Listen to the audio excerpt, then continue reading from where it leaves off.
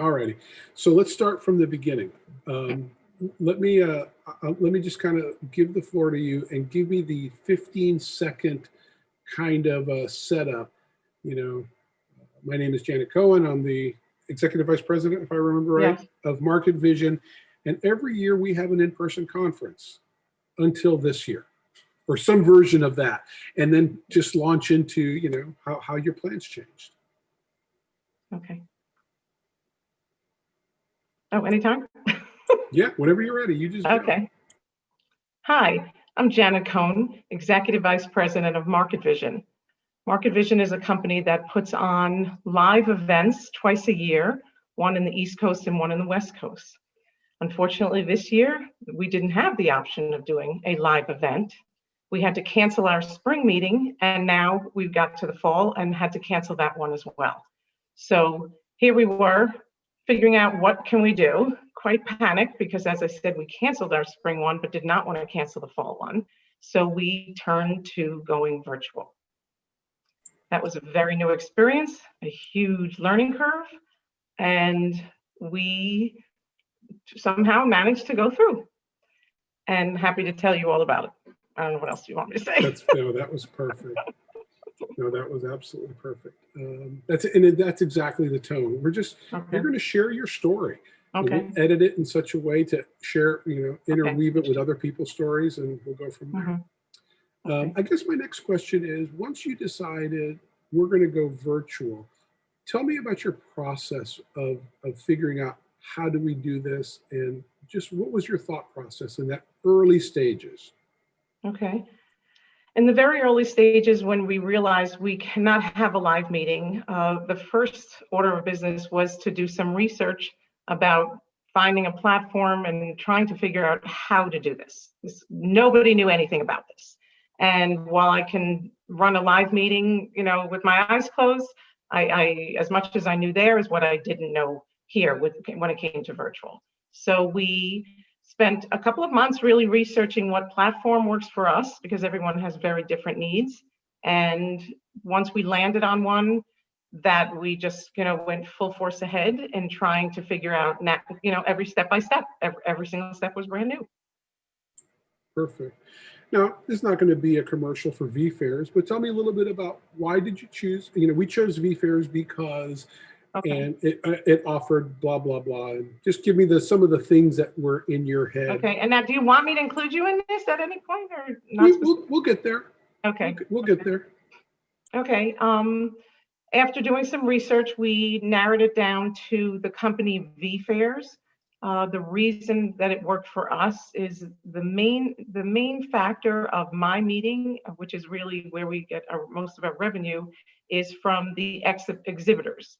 And in a live meeting, the exhibitors each have a booth in a large trade show room, and we needed to have a way to do that virtually. So VFairs had a most definite platform that allowed for an exhibition hall and for suppliers to build their own booths.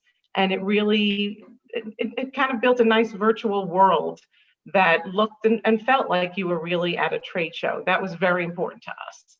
There were a lot of other features on different platforms that we didn't need, or those who wouldn't need, if you don't need an exhibition hall, VFairs might not be the choice.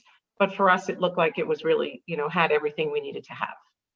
That was let's dive a little deeper. So in your case, the interaction between the restaurant chains and the suppliers, that one-to-one, face-to-face, that's what you were trying to replicate, yes? Yeah. Now keep in mind, nobody's going to hear my question, let's put that into context of that. We were trying to replicate the face-to-face, interaction between the restaurants and the suppliers. So the most important thing for us was trying to recreate the feeling as if you were face to face with the supplier is the one, and the supplier is who we have.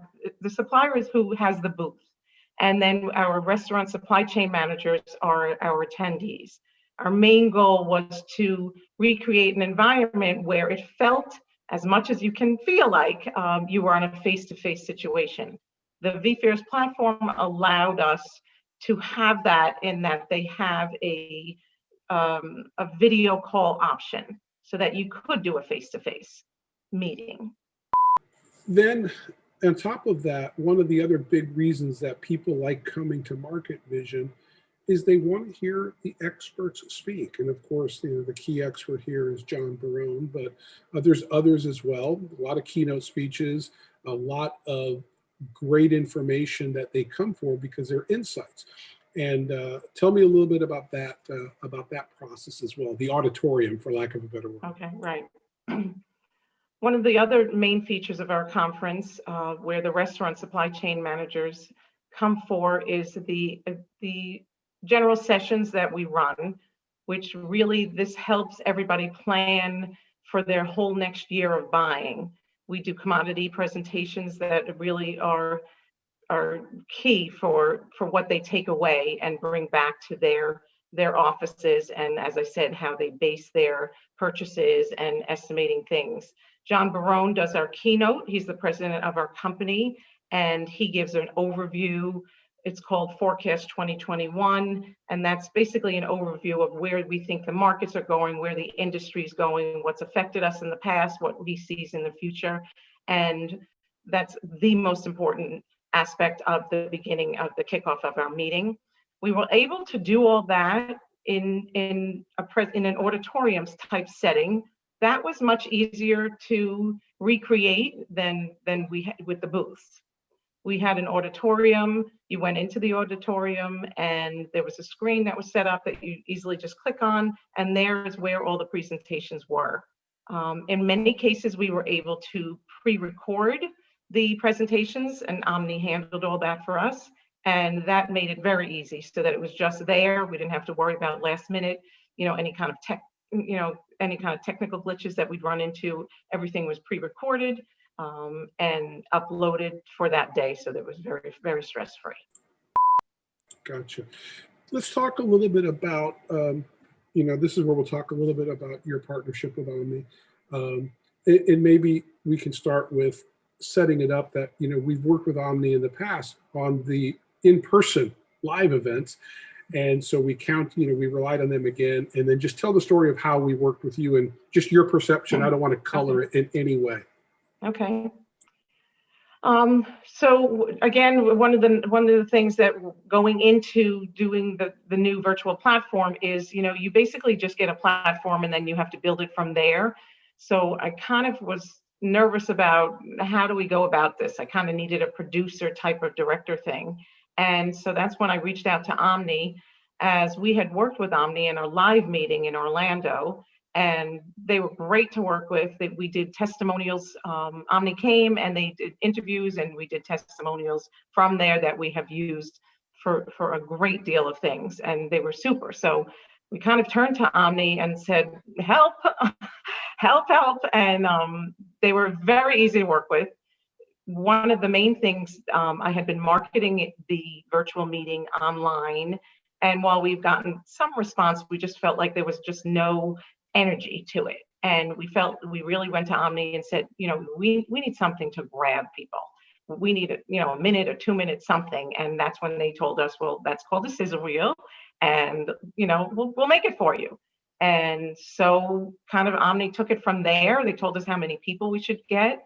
They set up all the meetings. I was able to step out of that, just give them some names and information, and Omni took over and they did all the interviews and they put it together, and it was sensational.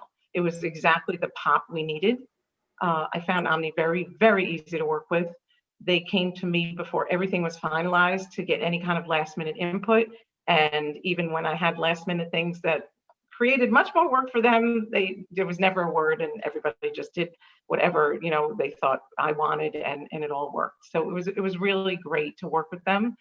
I will say another thing that Omni did for us is any of the pre-recorded presentations, while clearly we could have just done that ourselves, somebody could have just taped themselves, we wanted it to look much more professional. So Omni, again, all I had to do was give them the information, and they reached out and they set up appointments, and they taped all the sessions and made sure that it was smooth, that everybody looked good, and made it very easy for me to step back at that point and let them handle it. Wonderful. Now, let's talk a little bit about that sizzle reel because, you know, the challenge, of course, was putting a sizzle reel together is we don't have anything to sizzle with. We don't have a real event, Right. but we were able to rely on screenshots of the virtual environment. We were able to interview people of what they were excited to see coming up and things like that. Just for the purpose of the audience understanding, what you did was you set us up to connect with a handful of suppliers and a handful of attendees, and we interviewed them remotely, just like we're doing with you now through a Zoom app, right? Mm-hmm. Walk me through just how that happened, how that came to be. Okay. So when I had discussed the sizzle reel and what we needed, so Omni recommended I give them some names of some of our exhibitors, which are our restaurant suppliers, and some of our attendees, who are our chain restaurant buyers. And we gave them a list. They set up appointments. They ran interviews that were one-on-one remotely. Again, I had nothing to do with that. They made the recordings themselves. And then I supplied some screenshots because at this point we were starting to build the virtual platform. So I was able to go to my graphics person and send them screenshots of what the lobby would look like, what a typical booth would look like. And they then were able to work in the screenshots with some of the testimonials they put together and really made magic, I have to be honest. I was thrilled when I saw it. They put in, your typical, pizzazz that you have. Like, it really looked like a commercial, and it was exactly what we needed. That sizzle reel is what brought some professionalism to my emails. It gave some validity to it. It just made it feel alive.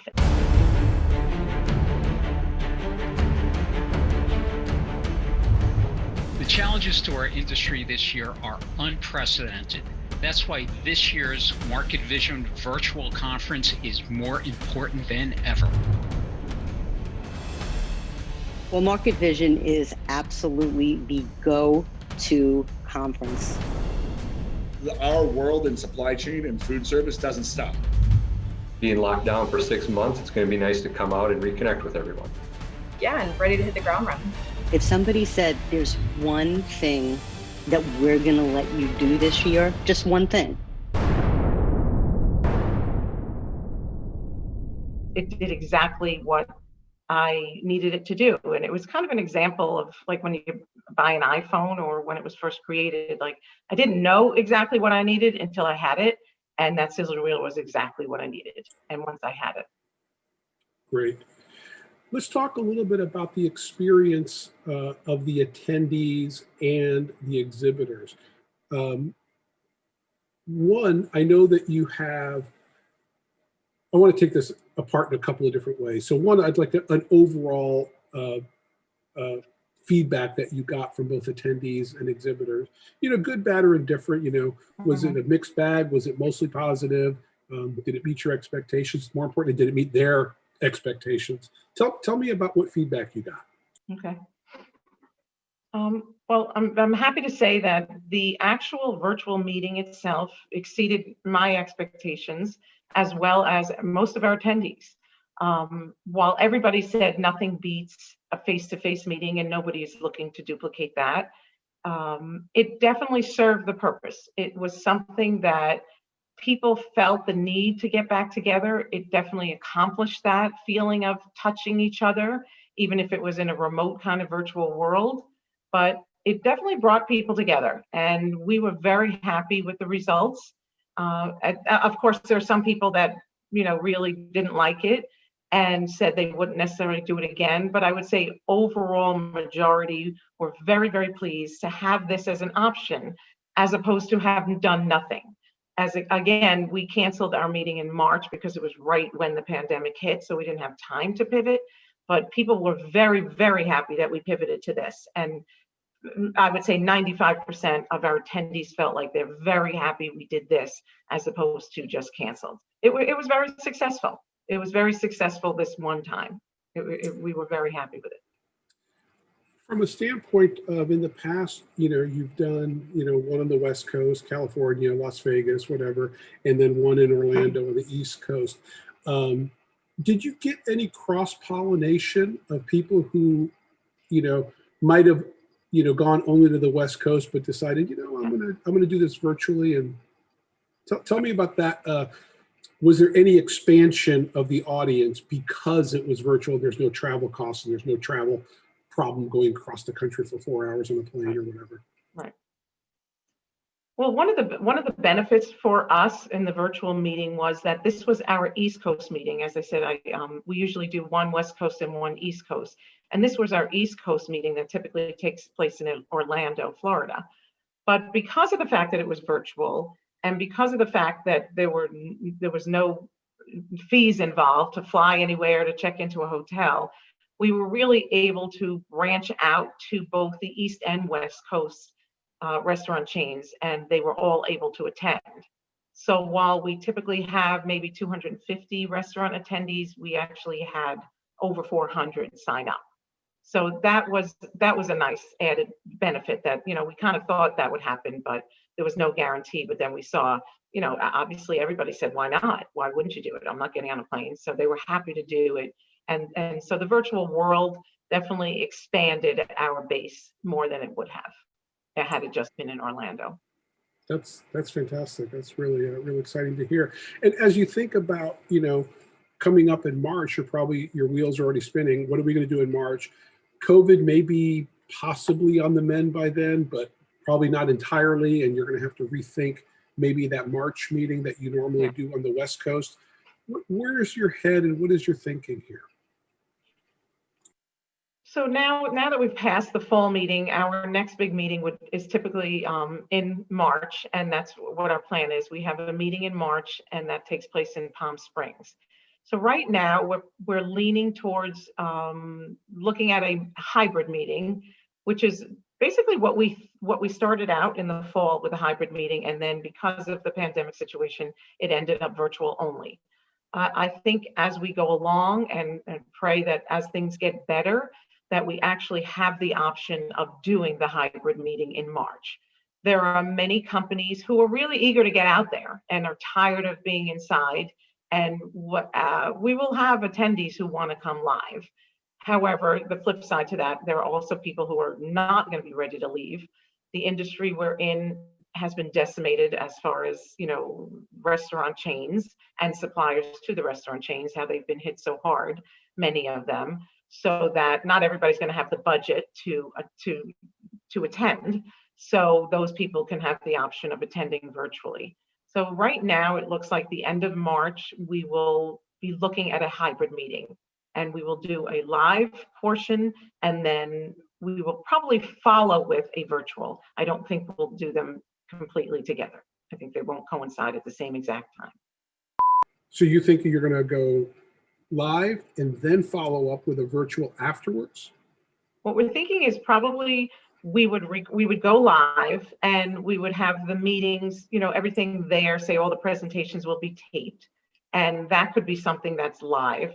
But when it comes to the exhibition hall, we haven't worked out the details yet, but we're not quite sure that we would want to run the virtual part with the live part at the same time, because we would want anybody who's live to be, in the exhibition hall getting full attention.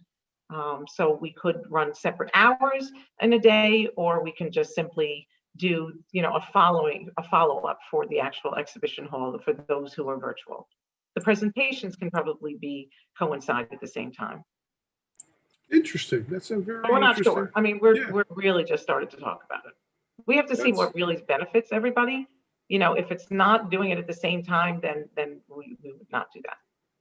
That's a very interesting idea. I hadn't given that a lot of thought yet, but yeah, you don't want a virtual audience to impede the in-person. You want that booth to happen face to face. You don't want to dilute that experience. Right, like that has to be, first and foremost is those who are willing to travel need to get the full, everybody's full attention. And so that will be our main focus. But there'll be a lot of people who will not travel. Even hopefully we're in a much better situation, but it's not that far away, March. So there's still going to be companies who have travel bans, or whether it be for safety reasons or for financial reasons. So we do want to offer the virtual, but we don't want to take away from the face-to-face experience. Last question.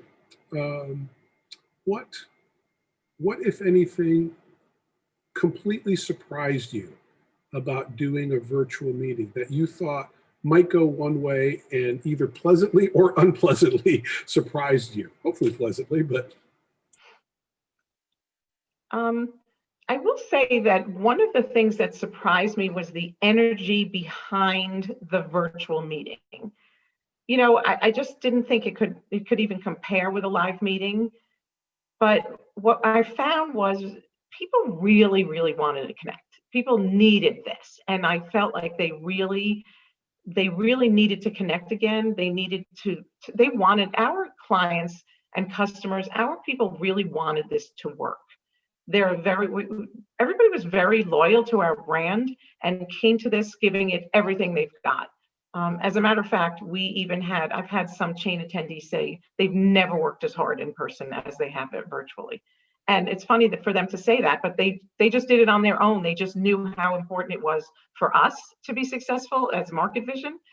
We've been good to them all these years and they wanted to give back to us. And I also felt like they know that the industry's hurting and everybody really wanted to help each other out as much as we could. And that's just not something that we saw coming. It was a very nice, pleasant surprise to see how everybody was in our corner and everybody wanted this to work. Very good. Yeah, that's exciting. Actually, I lied to you. I have one more question. I would like, if at all possible, to just get a standalone elevator pitch on how Market Vision brings restaurant suppliers and restaurant chains together, and that's the purpose. It may help me. It's all in the context of everything you said, but Okay. I'd like to get it as a nice little standalone piece. You know, Okay. every year Market Vision, you know, twice a year, one on the West Coast, one on the East Coast, we bring restaurant suppliers and we bring restaurant chains together, and they exchange ideas and, you know, go through the whole routine. Okay. Just one segment like that. Okay.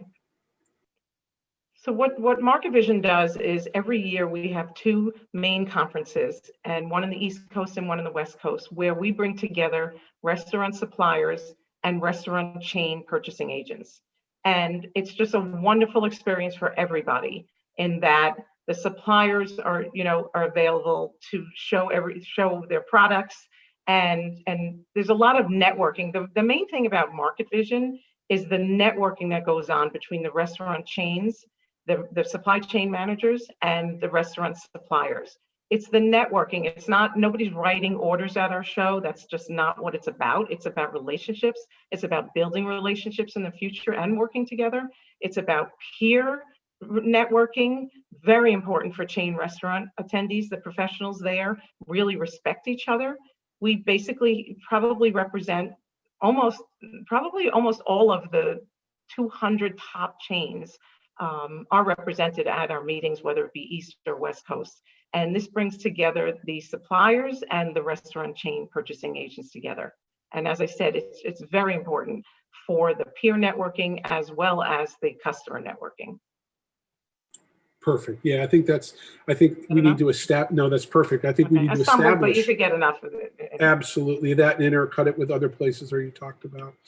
The last thing I wanted to chat with you a little bit about was, again, just a little bit. You already talked a lot about your interaction with Omni and how you see how that went for you in terms of the production of the assets and the production of the sizzle reel, the production of some of the keynotes that were pre-recorded. So we were very happy when we started to work with, we worked with Omni in the past when they had come to our live meeting in Orlando. So when we decided to pivot to virtual, they were the natural go-to for me because it was very easy to work with them in the past. And it was great when I spoke to Steve and Emily immediately. They were like, "We're here, whatever you need, we'll help you. We'll fill it in, no worries." And at that point, I was very worried. I had no idea what was going on and what we do, but I did know that there's only so much that I could do myself. And I would need a so-called kind of producer for certain things that I just couldn't do myself. And that's where Omni came in. And step one was the sizzle reel, which, as I said, was great. It was terrific. It was just what I needed as far as a marketing piece. So then when we came down to some of the nitty gritty, After that, I realized we needed a tutorial because nobody knew how to use this platform, myself included. And I did not want to be responsible for the tutorial. And then Steve and Emily again said, hey, no problem. And Steve, we walked through all the details of what you do every step of the way. They did a script, they checked with me several times, and then they were able to go on the platform and take screenshots and put it all together. And again, made all the difference because that tutorial that Omni created made everything look professional, and it just brought some validity to what we were doing. And so once people saw that, again, it just gave them a little more of a sense of, hey, this is interesting. Like, this is professional. This might work. And that was very important. And that testimonial being professionally done was a key factor, as well as the sizzle reel. And then we went on to Omni, took care of all our presentations, had them all taped, made sure the presenters looked professional, sounded professional, gave, right before they even started, recommendations and that type of thing. And from really start to finish, Omni filled in wherever I needed. When I was in a panic, I'd call them and they would take care of it. And we are looking forward to working together again. And now that we know we can do virtual, we can work together whether we're in Orlando or the West Coast and make sure that Omni produces all of our things going forward, of our meetings.